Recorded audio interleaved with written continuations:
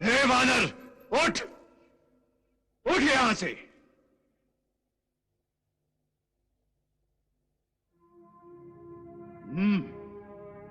हे मनुष्य, कदाचित तुम रास्ता भटक गए हो। कहां जाना है तुम्हें?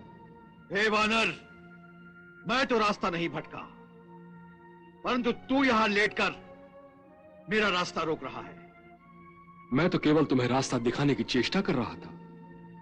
तुम्हारे लिए यही अच्छा है कि तुम यहां से लौट जाओ। हे वानर, मैं आगे बढ़ने के बाद पीछे नहीं हटता, और मेरे रास्ते में यदि हाथी भी आड़े आता है तो मैं उसे भी उठाकर दूर फेंक देता हूं। तुम तो केवल एक वृद्ध वानर हो। अपनी सुरक्षा के लिए अच्छा तो यही है कि तुम रास्ता छोड़कर तुरंत किसी पेड़ पर चढ़ जाओ। समझदारी का पाठ तुम मुझे सिखा रहे हो, परंतु लगता है कि समझदारी और मानवता का पाठ तुम्हें पढ़ने की आवश्यकता है। तुम अपनी शक्ति के घमंड में धर्म, सभ्यता, नम्रता, शिष्टाचार सभी कुछ भूल गए हो। इतना भी नहीं जानते कि अपने से बड़ों से किस तरह बात की जाती है। मैं यहां किसी वानर से धर्म का ज्ञान लेने नहीं आया हूं। मेरा उद्देश्य केवल वो दिव्य कमल है जिसकी सुगंध मुझे नदियों, पहाड़ों, जंगलों से भटकाते हुए यहां तक लाई है। मैं वो कमल लेकर जाऊंगा, इसलिए तुम मेरे रास्ते से हट जाओ। तो तुम कमल पुष्प लेने आए हो, परंतु यह कमल किसी मानव के लिए नहीं है। इसीलिए गंधमादन पर्वत के क्षेत्र में किसी भी मनुष्य के आने पर प्रतिबंध है। प्रतिबंध? हे वृद्ध वानर, संसार का सबसे बड़ा बंधन भी मेरे बढ़ते हुए पैरों में बेड़ियां नहीं डाल सकता। मैंने अपने बाहुबल से बड़े बड़े राक्षसों का वध किया है। मुझे कहीं आने जाने से कोई क्या रोकेगा? हे युवक, मैं नहीं चाहता कि तुम आगे बढ़ो और प्रतिबंध तोड़ो। हे वृद्ध वानर, तुम मुझे रोकोगे? अरे त्रिलोक में मुझ जैसा श्रेष्ठ गदाधारी कोई दूसरा नहीं है। फिर तुम्हारा और मेरा क्या मुकाबला? तुम वृद्ध, मैं युवक। तुम निर्बल, मैं बलवान।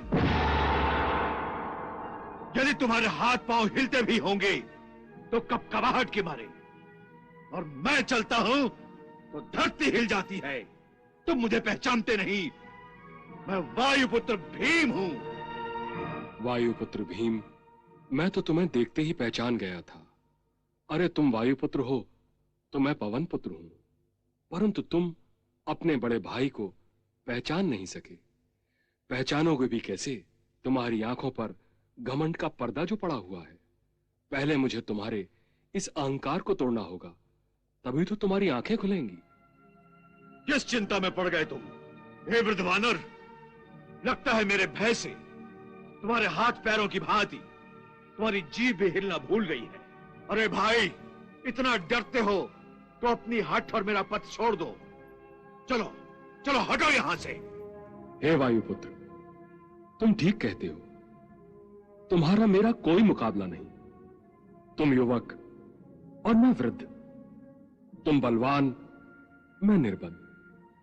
तुम चलते हो तो धरती हिल जाती है, और मेरे हाथ पैर हिलते भी हैं तो कपकहाट के मारे, और तुम्हारे भय से तो मेरी जीभ भी हिलना बंद हो गई। तो अब तुम ही बताओ, मैं यहां से कैसे उठ सकता हूं?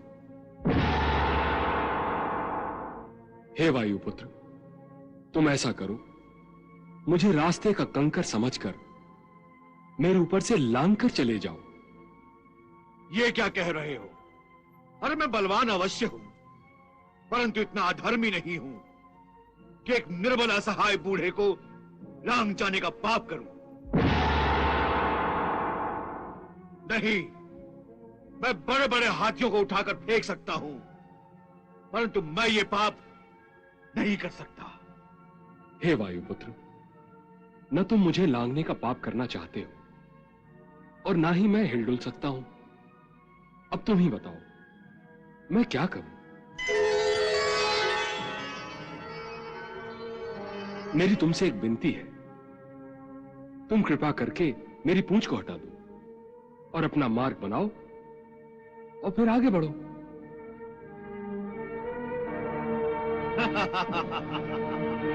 ठीक है, अभी हटाए देता हूं। मैं चाहूं तो इसकी पूंछ पकड़कर सीधा यमलोक फेंक सकता हूं, परंतु ये वृद्ध वानर मेरे क्रोध का नहीं, दया का पात्र है।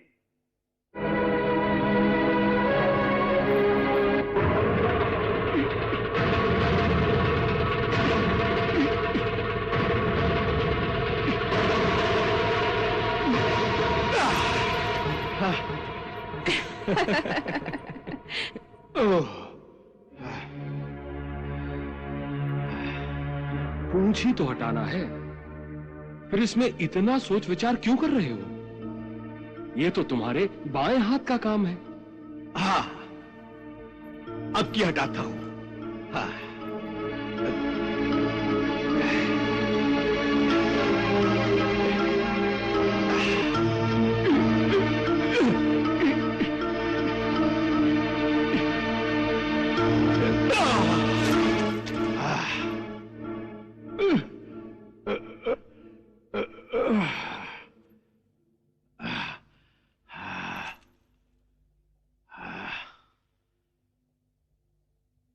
मैंने अपने इन्हीं हाथों से बड़े बड़े वृक्षों को जड़ से उखाड़ कर फेंका है, फिर यह पूंछ किस खेत की बुली है?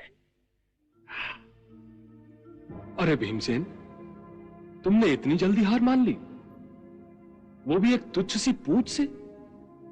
तुम तो युवक होकर भी निर्बल की तरह थक गए। ये तुम्हें शोभा नहीं देता। नहीं नहीं, मैं हारा नहीं हूं, मैं तो यूं ही जरा सुस्ता रहा था। भीमसेन, यदि तुम दोनों हाथों से पूंछ उठाने का प्रयास करो तो अवश्य ही उठ जाएगी। हाँ, दोनों हाथों से। हाँ।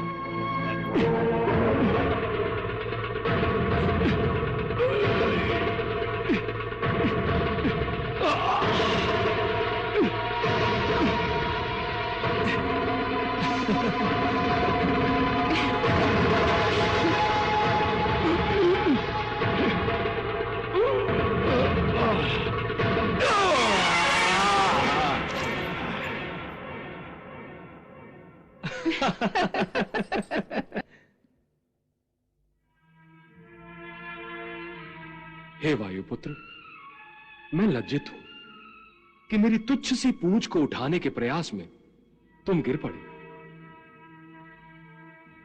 हे भीम, मेरी इस पूंछ की दृष्टता के लिए मुझे दंड दो। जिस पूंछ ने तुम्हारा अपमान किया है, तुम उस पूंछ को काट दो। हे भीम, तुम्हारा यह मौन रहना बता रहा है कि तुमने मुझे क्षमा नहीं किया। मैं तुम्हारे चरणों पर अपना माथा रखकर तुमसे क्षमा मांगता हूं। मुझे क्षमा कर दो।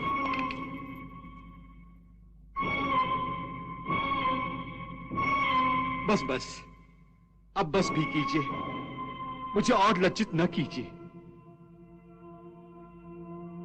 क्षमा तो मुझे मांगनी चाहिए कि मैंने अपने दुर्वचनों से आपके कोमल हृदय को चोट पहुंचाई है। मुझसे बहुत बड़ी भूल हो गई है। मैं अपने आप को त्रिलोक का सबसे बड़ा शक्तिशाली, बलशाली मनुष्य समझता था। समझता था कि आपकी पूंछ को गाजर मूली की तरह उखाड़ कर फेंक दूंगा, परंतु मैंने अपनी सारी शक्ति, सारा बल लगाकर भी आपकी पूंछ को हिला भी न सका। और आप कह रहे हैं कि मैं इस पूंछ को काट दूं? अरे ये पूंछ तो पूजनीय है, जिसने बिना हिले अपनी फटकार से मेरे अहंकार के स्तंभ को रेत की दीवार की तरह गिरा दिया, उसके कण कण को बिखेर कर रख दिया। हे कपिश्रेष्ठ, आप मुझसे क्षमा मांग रहे हैं? मैं तो आपका आभारी हूं कि आपने मुझे सत्य का ज्ञान करा दिया, मेरे झूठे भ्रम को तोड़ दिया।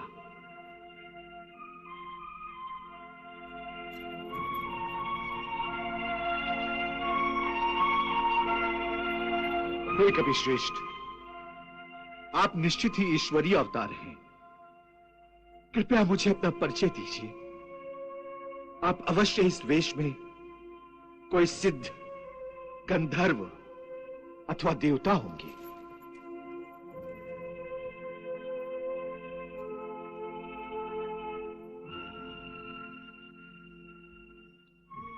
हे पांडुनंदन भीमसेन, मैं वानर राज केसरी के क्षेत्र में वायु देवता से उत्पन्न वानर हनुमान हूं।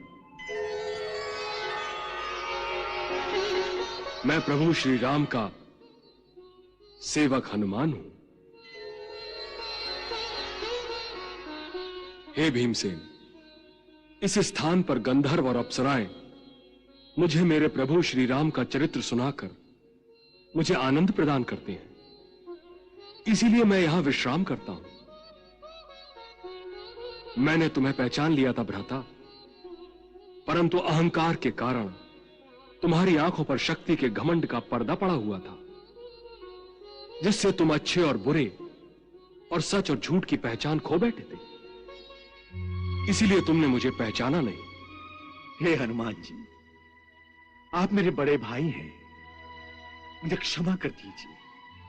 आपने मेरी आंखें खोलकर मुझे सत्यता का ज्ञान कराया और मुझे पथ भ्रष्ट होने से बचा दिया। आप तो परम ज्ञानी हैं, कृपया आप मेरे गुरु बन जाइए और मुझे ज्ञान की भिक्षा दीजिए। प्रिय भ्राता भीमसेन, पहले कृत नाम का युग हुआ था। इस श्रेष्ठ युग में जो भी इच्छा मनुष्य के मन में आती थी वो पूरी हो जाती थी, अर्थात कृत हो जाती थी। इसीलिए इसे त्रेता युग कहते थे।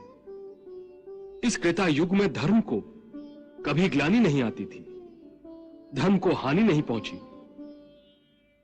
फिर त्रेता युग आया।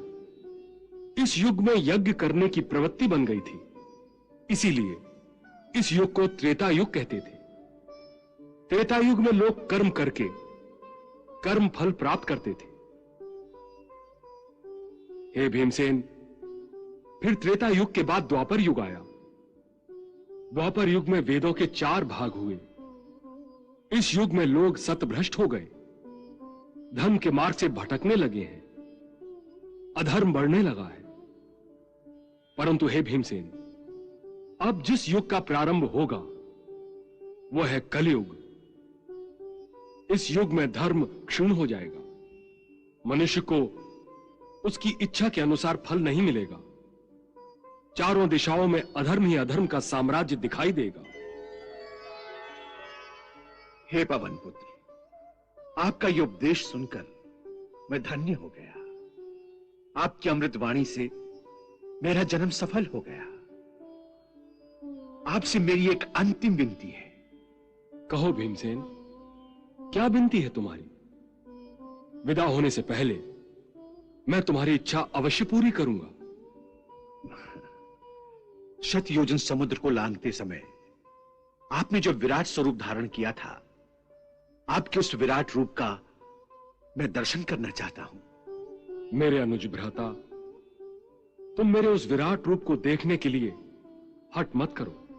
भ्राताश्री, मैं आपके उस विराट रूप का दर्शन किए बिना यहां से नहीं जाऊंगा। हे हनुमान जी, यदि मैं आपसे अनुग्रहित होने के योग्य हूं तो कृपया आप मुझे अपने विराट रूप का दर्शन दीजिए। जय श्री राम, जय श्री राम, जय श्री राम।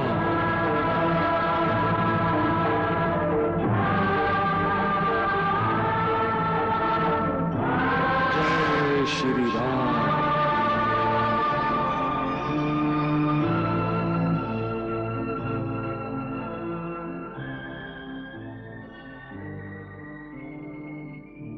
हे कुंती पुत्र भीम,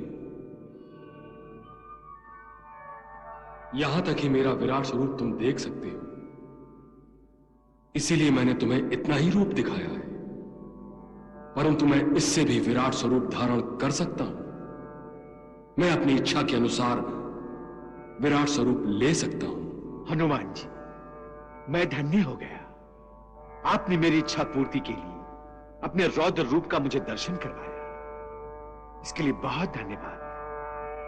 परंतु अब अपना पूर्व रूप धारण कीजिए, क्योंकि मुझ में आपके सूर्य के समान तेजस्वी रूप को अधिक समय तक देखने की क्षमता नहीं है।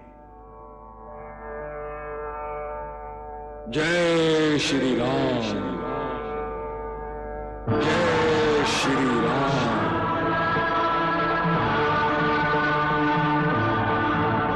जय श्री राम।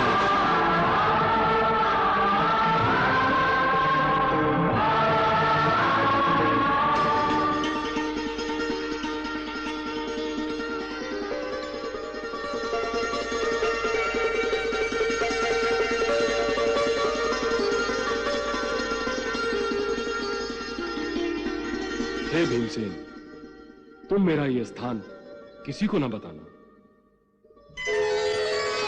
हे महाबली भीमसेन,